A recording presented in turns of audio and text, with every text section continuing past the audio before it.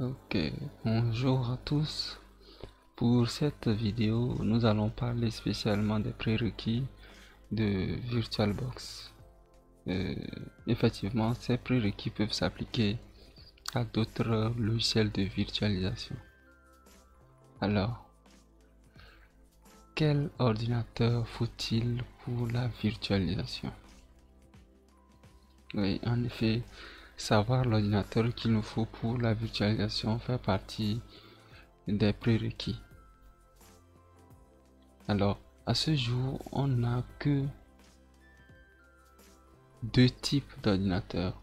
On a des ordinateurs dont les processeurs sont à base 86 et aujourd'hui ils sont communément appelés des ordinateurs 32 bits. Sur ces ordinateurs, on a la possibilité que d'installer des systèmes de type 32 bits. Installer d'autres types de systèmes que cela ne marcherait pas. Au fait, l'installation va échouer et vous aurez un message d'erreur qui vous dira que le système installé n'est pas supporté par votre processeur qui est de base 86 x86. Et pour le deuxième système, autant pour moi, pour le deuxième type d'ordinateur, il s'agit des processeurs à base x64, communément appelés des ordinateurs de type des ordinateurs 64 bits. Et sur ces ordinateurs, nous avons la possibilité d'installer des ordinateurs, des systèmes de type 64 bits et de type 32 bits. Oui, comme on le dit souvent, qui peut le plus peut le moins. Mais maintenant que nous connaissons le type d'ordinateur ou les types d'ordinateurs qui existent, comment recueillir ces informations? Alors, je vous propose deux solutions. La première, c'est d'aller sur le site du constructeur et vérifier l'information. Si vous avez un HP ou un Dell, vous allez sur le site et vous renseignez les identifiants du produit et autres pour avoir l'information.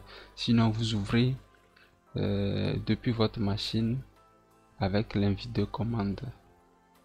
Pour ceux qui ne connaissent pas, voici depuis le menu démarrer, vous pouvez faire la commande suivante CMD et quand vous validez, vous avez l'interface noire là.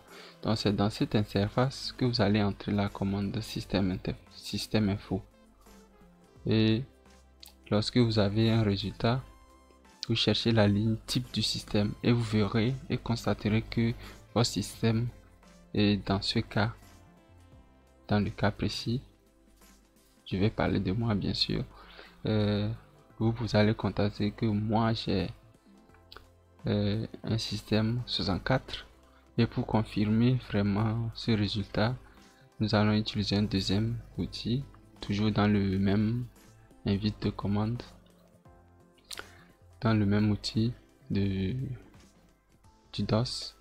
Nous allons entrer le MS Info 32 qui à son tour, depuis l'interface graphique qu'il affichera, nous allons voir au niveau du type du processeur et nous pouvons confirmer que effectivement notre machine ou notre processeur est de type 64.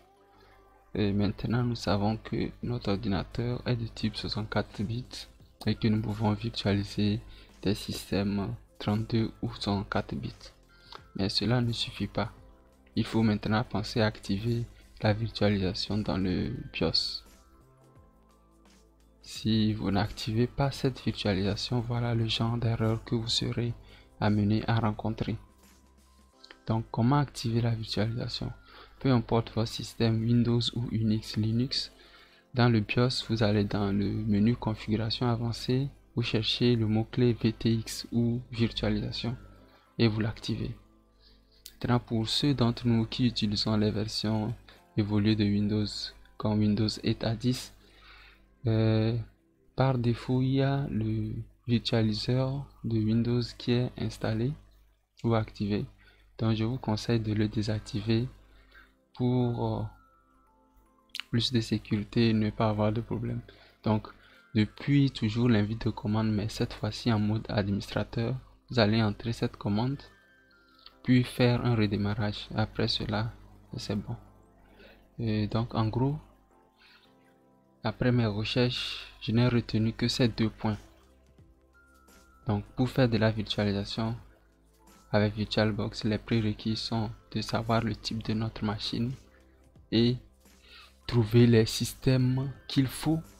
Si vous avez un ordinateur de type 32 bits, vous devez chercher des systèmes 32 bits. Si c'est un 64 bits, vous pouvez prendre des systèmes 32 ou 64 bits. Et en plus de cela, vous devez activer la virtualisation de votre système. Je vous remercie de m'avoir suivi et à très bientôt dans une autre vidéo.